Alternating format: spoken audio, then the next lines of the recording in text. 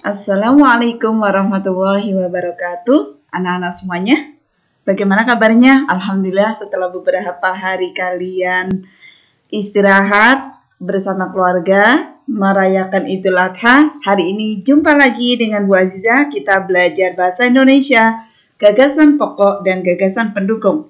Sebelumnya kita berdoa dulu. Bismillahirrahmanirrahim. Rabbi zidni ilma warzuqni fahma, amin. Oke. Anak-anak, selanjutnya kita akan belajar gagasan pokok dan gagasan pendukung. Nah, khusus hari ini kita akan belajar tentang Maluku. Anak-anak perhatikan dulu. Perhatikan peta yang guru tampilkan. Di sini kalian melihat bahwa Maluku itu terdiri dari puluhan, bahkan ratusan, bahkan ribuan pulau.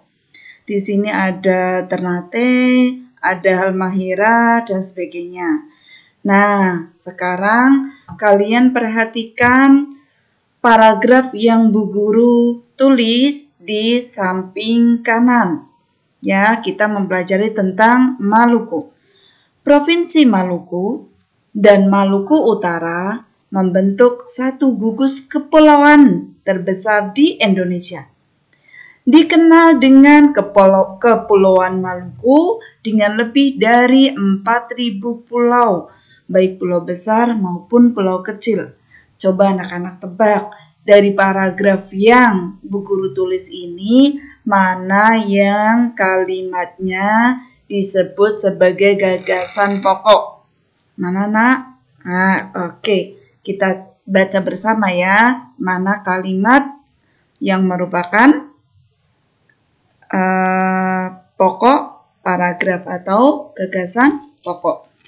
Yuk kita baca. Provinsi Maluku dan Maluku Utara membentuk satu gugus kepulauan terbesar di Indonesia. Betul. Kalimat berikutnya yang disebut dengan gagasan pendukung. Ya, berikutnya masih menceritakan tentang Maluku. Kekayaan alam di Maluku berlimpah.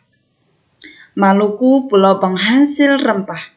Kekayaan rempah pada masa silam menyebabkan bangsa-bangsa di dunia berusaha mencari sumber rempah yang memiliki harga tinggi di pasaran Eropa dan wilayah lain. Peta pertama di dunia dibuat untuk mencari wilayah penghasil rempah termasuk Maluku.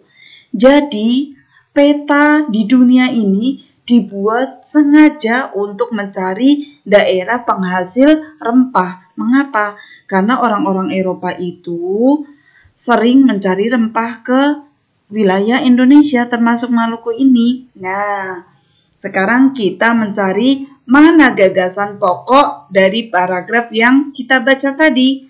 Ya, gagasan pokoknya adalah kekayaan alam di Maluku berlimpah, sebagaimana yang sudah Bu Guru cetak biru di situ, ya. Kemudian kita bahas bagaimana gagasan pendukungnya. Gagasan pendukungnya adalah Maluku, pulau penghasil rempah. Mengapa ini disebut sebagai gagasan pendukung? Karena kalimat barusan mendukung kalimat kekayaan alam di Maluku berlimpah. Sebagai penjelasannya apa di sini bahwa Maluku itu adalah pulau penghasil rempah. Berikutnya kok pendukung lagi apa? Kekayaan rempah ini pada masa silam itu sebagai tempat yang rempah-rempahnya itu dicari oleh penduduk Eropa. Nah, kalimat kedua ini disebut sebagai gagasan pendukung karena kalimat tersebut mendukung kalimat kekayaan alam di Maluku berlimpah dan seterusnya. Paham ya? Nah, kita bahas berikutnya. Setelah membahas tentang hasil alam tadi, masih ada hal yang wow juga nih dari Maluku, yaitu alat musik. Kalian perhatikan dulu gambarnya, setelah itu kita baca paragraf di sampingnya. Ya, itu seperti kerang, namanya alat musiknya adalah tahuri. Ya, kita baca. Alat musik tahuri berasal dari Maluku. Kita ulangi, Nak. Alat musik tahuri berasal dari Maluku. Nah, alat musik ini terbuat dari kerang. Jenis kerang triton sangat baik untuk dipakai sebagai alat tiup. Nah, pada bagian tengahnya itu dilubangi sebagai tempat hembusan udara. Cara meniupnya sama dengan cara meniup trompet. Sekarang kita perhatikan mana gagasan pokok dari paragraf tersebut, yaitu alat musik tahuri berasal dari Maluku. Nah, jadi kita sudah mengenal tadi. Yang pertama apa? Wilayah Maluku adalah penghasil rempah. Kemudian yang kedua kita mengenal alat musiknya yang bernama tahuri. Nah, berikutnya masih membahas tentang tahuri. Tahuri termasuk alat musik cukup tua.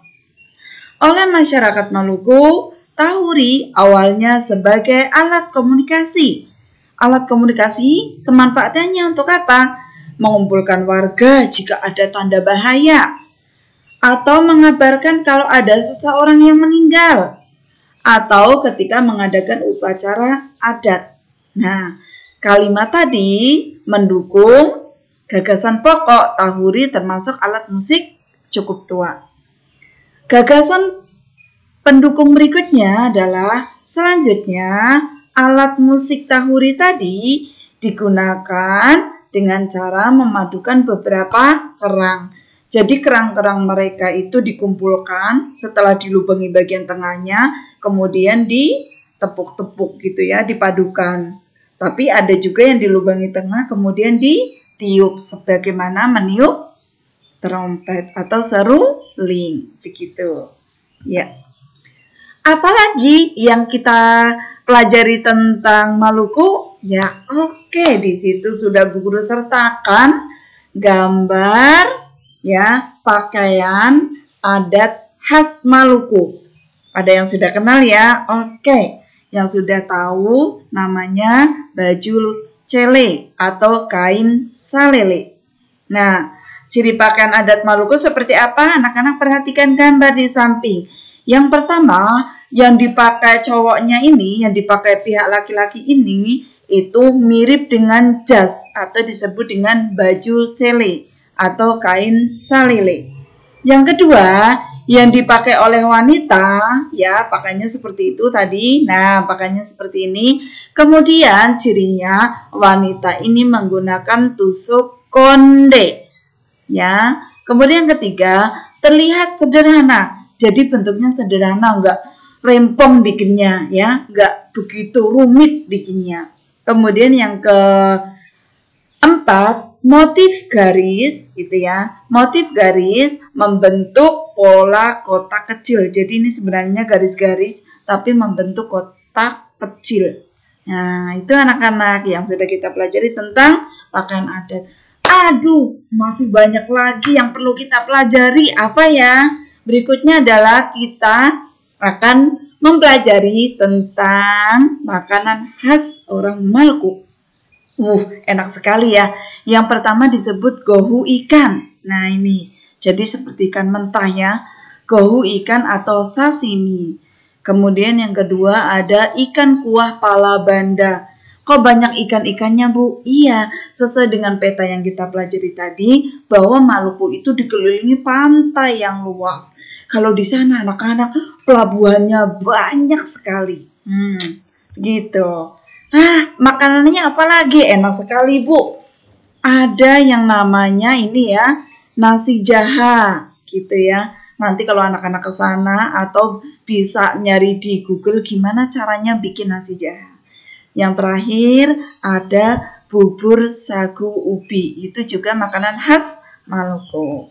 Nah, ada satu lagi anak-anak cerita yang menarik tentang legenda kisah batu berdaun. Ya, kita perhatikan. Orang tua mereka hilang di laut saat mencari ikan. Silakan anak-anak keduanya memperhatikan. Menjadi yatim piatu. Nenek itulah yang kemudian merawat keduanya. Kehidupan mereka sungguh menyedihkan. Tetangga-tetangga mereka terkadang membantu memberikan mereka makanan. Untuk menyambung hidup, nenek itu mencari kayu di hutan dan mencari ikan di tepi laut untuk bisa dijual. Setiap hari, dia bekerja keras dan meninggalkan kedua cucunya sampai sore menjelang. Cucuku, nenek pergi mencari kayu bakar dulu ya. Kalian tunggu nenek. Baik, Nek. Kedua cucunya dengan sabar menunggu neneknya dan baru bisa makan saat neneknya pulang. Suatu hari, si nenek berkata kepada kedua cucunya, "Cucu-cucuku, mari kita ke pantai. Bulan ini musim kepiting. Mari kita cari kepiting-kepiting supaya kita bisa makan enak hari ini." Kedua cucunya menyambut dengan gembira. Mereka pun berjalan bersama menuju pantai dengan penuh sukacita. Betapa bahagianya si nenek melihat kedua cucunya riang gembira. Mereka melupakan rasa lapar mereka sejenak. Sesampainya di pantai, mereka memasang bubuk, yaitu alat untuk menjerat kepiting. Si sulung dan si bungsu dengan semangat memasangnya. Lalu mereka pergi bermain. "Cucuku, nenek hendak pergi ke hutan mencari kayu bakar. Kalian bermain dulu ya." Baik, Nek. Kata keduanya. Sepeninggal neneknya, mereka bermain dengan riang gembira. Mereka berenang, membuat istana dari pasir, dan bahkan saling berkejaran. Mereka benar-benar melupakan rasa lapar mereka. Tak lama kemudian, si nenek muncul dengan membawa kayu bakar. Dia memanggil cucu-cucunya. "Cuk, ayo kita lihat bubu yang kita pasang." Kedua cucunya Nah, itu anak-anak tadi sudah melihat sedikit potongan cerita tentang dongeng batu berdaun. Bagaimana akhir ceritanya? Jadi, kepiting-kepiting yang didapat tadi dimasak. Nah, setelah dimasak bagaimana? Neneknya itu berpesan kepada kedua cucunya bahwa kalian boleh makan kerang tersebut, tetapi tinggalkan kaki kerang untuk makan nenek. Karena nenek harus mencari kayu bakar dulu ke hutan. Nah, apa yang terjadi? Karena si kedua cucunya itu asik bermain, kemudian mereka lapar, mereka makan. Lupa kalau tadi neneknya itu berpesan bahwa tinggalkan atau sisakan kakinya untuk makan nenek. Tapi apa? Mereka makan semuanya. Kemudian ketika menjelang maghrib, nenek lapar sekali mau makan, sudah tidak ada yang bisa dimakan. Kemudian nenek marah, nenek pergi ke hutan, kemudian di sana ada batu besar yang bentuknya itu mirip daun. Kemudian nenek tersebut meminta untuk batu tersebut menelan nenek. Akhirnya batu itu menyerap nenek sekuat-kuatnya sampai menutup dan si nenek masuk ke dalam batu. Nah, kedua cucunya menangis meraung-raung di depan batu agar mengeluarkan neneknya. Tapi mungkin nggak batunya mengeluarkan neneknya? Oh, nggak mungkin. Nah, akhirnya si kedua cucunya itu kembali ke rumah tanpa membawa nenek. Kemudian mereka hidup tinggal berdua. Nah, itu anak-anak semuanya.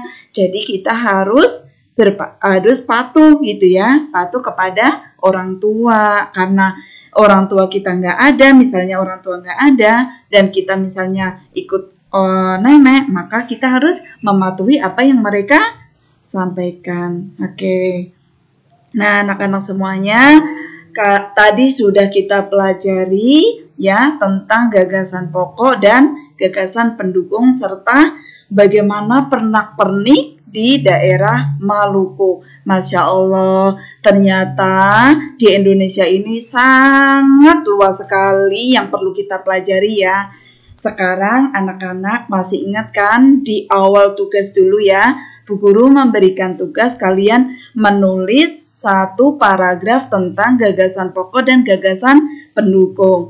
Masih ingat diagram flyer yang Bu Guru tugaskan ya? Nah, kalian tulis gagasan pokok dan gagasan pendukung di pojok bagian bawah ini. Ya, apa itu gagasan pokok? Gagasan pokok adalah ide utama dalam sebuah paragraf ya. Ide utama dalam sebuah paragraf. Jangan lupa disertai dengan gagasan pendukungnya. Oke anak-anak, itu dulu yang dipelajari pada hari ini. Selamat belajar, selamat berbahagia. Sampai jumpa lagi dengan Bu Guru insya Allah di lain kesempatan. Terima kasih. Kita tutup dengan hamdalah. Alhamdulillahirrabbilalamin. Sekian dari Bu Guru. Assalamualaikum warahmatullahi wabarakatuh.